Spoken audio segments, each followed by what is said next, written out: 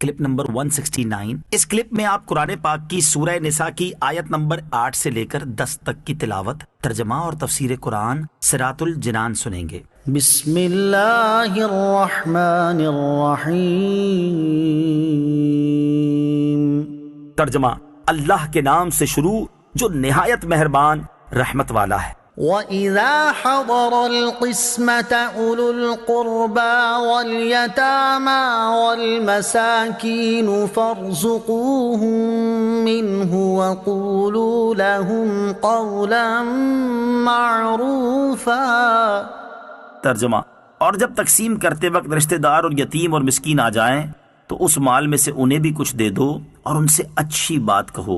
وَإِذَا حَضَرَ الْقِسْمَةَ أُولُو الْقُرْبَى، اور جب تقسیم کرتے وقت رشتہ دار آ جائیں۔ جن افراد کا وراثت میں حصہ ہے ان کا بیان تو تفصیل کے ساتھ بعد کی آیتوں میں مذکور ہے۔ ان کے علاوہ دیگر رشتہ داروں اور محتاج افراد کے بارے میں فرمایا کہ انہیں بھی وراثت تقسیم کرنے سے پہلے مال میں سے کچھ دے دیا کرو اور ان سے اچھی بات کہو، جیسے یہ کہ یہ مال تو در حقیقت وارثوں کا حصہ ہے، لیکن تمہیں ویسے ہی تھوڑا سا دیا گیا ہے، یوں ہی ان کے لیے دعا کر دی جائے۔ وراثت تقسیم کرنے سے پہلے غیر وارثوں کو دینا۔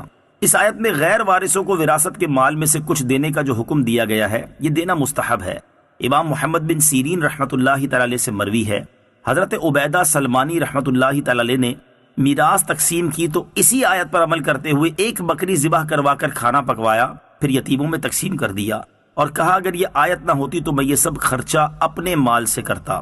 تفسیر قرطبی میں یوں ہے کہ یہ عمل عبیدہ سلمانی اور امام محمد بن سیرین رحمۃ اللہ تعالی علیہما دونوں نے کیا۔ در منصور میں ایک روایت ہے کہ حضرت عبد الرحمن بن ابو بکر رضی اللہ تعالی عنہما نے جب اپنے والد کی میراث تقسیم کی تو اسی مال سے ایک بکری ذبح کروا کر کھانا پکوایا۔ جب یہ بات حضرت عائشہ صدیقہ رضی اللہ تعالی عنہا کی بارگاہ میں عرض کی گئی تو انہوں نے فرمایا عبد الرحمن نے قرآن پر عمل کیا۔ اس مستحب حکم پر یوں بھی عمل ہو سکتا ہے۔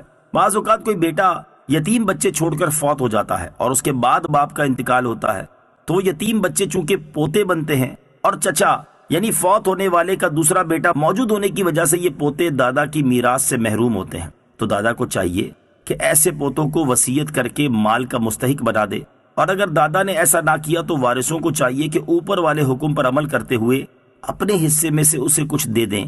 اس حکم پر عمل کرنے میں مسلمانوں میں بہت سستی پائی جاتی ہے، بلکہ اس حکم کا علم ہی نہیں ہوتا۔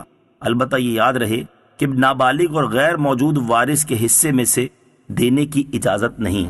وَلْيَخْشَ الَّذِينَ لَوْ تَرَكُوا مِنْ خَلْفِهِمْ ذُرِّيَّةً ضِعَافًا خَافُوا عَلَيْهِمْ فَلْيَتَّقُوا اللَّهَ وَلْيَقُولُوا قَوْلًا سَدِيدًا۔ ترجمہ، اور وہ لوگ ڈریں جو اگر اپنے پیچھے کمزور اولاد چھوڑتے تو ان کے بارے میں کیسے اندیشوں کا شکار ہوتے، تو انہیں چاہیے اللہ سے ڈریں اور درست بات کہیں۔ وَلْيَخْشَا، اور چاہے کہ ڈریں۔ یتیموں کے سرپرستوں کو فرمایا جا رہا ہے کہ وہ یتیموں کے بارے میں اللہ تعالیٰ سے ڈریں اور ان کی یہ سمجھ کر پرورش کریں کہ اگر ہمارے بچے یتیم رہ جائیں اور کوئی دوسرا ان کی پرورش کرے تو وہ کیسی پرورش چاہتے ہیں، تو ایسی ہی پرورش وہ دوسرے کے یتیموں کی کریں۔ یہ آیت کریمہ اخلاق کی بہترین تعلیم ہے۔ ہمیشہ دوسرے کے ساتھ وہ معاملہ کرنا چاہیے جو اپنے ساتھ پسند ہے، اور جو اپنے لیے پسند نہ ہو وہ دوسروں کے لیے بھی پسند نہیں ہونا چاہیے۔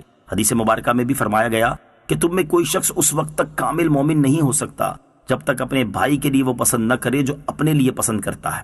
لہٰذا یتیموں کے سرپرستوں کو چاہیے کہ وہ یتیموں کے بارے میں اللہ تعالیٰ سے ڈریں اور ان سے اچھی اور صحیح بات کہیں، مثلاً یہ کہ تم فکر نہ کرو، ہم بھی تمہارے باپ جیسے ہیں، تمہیں پریشانی نہیں آنے دیں گے۔ ان الذين يأكلون اموال اليتامى ظلما انما يأكلون في بطونهم نارا وسيصلون سعيرا۔ ترجمہ، بے شک وہ لوگ جو ظلم کرتے ہوئے یتیموں کا مال کھاتے ہیں وہ اپنے پیٹ میں بالکل آگ بھرتے ہیں اور ان قریب یہ لوگ بھڑکتی ہوئی آگ میں جائیں گے۔ ان الذین یأکلون اموال الیتامی ظلما، بے شک وہ لوگ جو ظلم کرتے ہوئے یتیموں کا مال کھاتے ہیں۔ اس سے پہلی آیات میں یتیموں کا مال ناحق کھانے سے منع کیا گیا، اور اس آیت میں یتیموں کا مال ناحق کھانے پر سخت وعید بیان کی گئی ہے، اور یہ سب یتیموں پر اللہ تعالیٰ کی رحمت ہے۔ کیونکہ وہ انتہائی کمزور اور عاجز ہونے کی وجہ سے اللہ تعالیٰ کے مزید لطف و کرم کے حقدار تھے۔ اس آیت میں جو یہ ارشاد فرمایا گیا کہ وہ اپنے پیٹ میں بالکل آگ بھرتے ہیں، اس سے مراد یہ ہے کہ یتیموں کا مال ناحق کھانا گویا آگ کھانا ہے، کیونکہ یہ مال کھانا جہنم کی آگ کے عذاب کا سبب ہے۔